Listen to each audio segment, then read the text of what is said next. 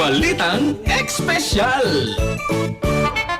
Mag-uma sa South Korea naka-harvest og giant watermelon may timbag dulan 24 kilos. Si katrobang Raybox sa Sugilanon.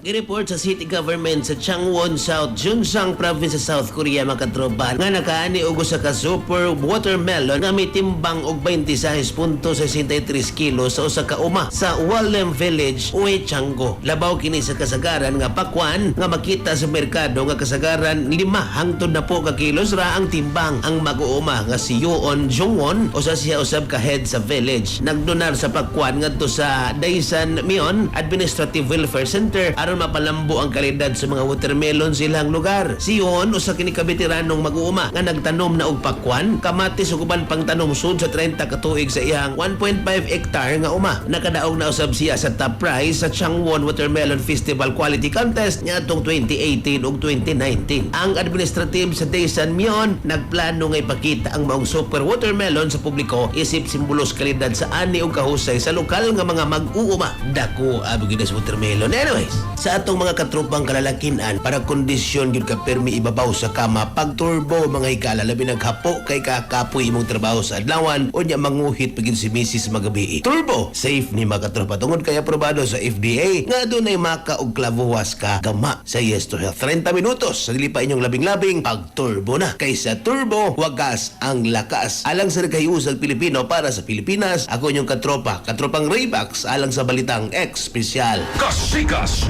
Express Balita. Cellphone Plus Gold. Mapalit sa mga butika sa inyong lugar.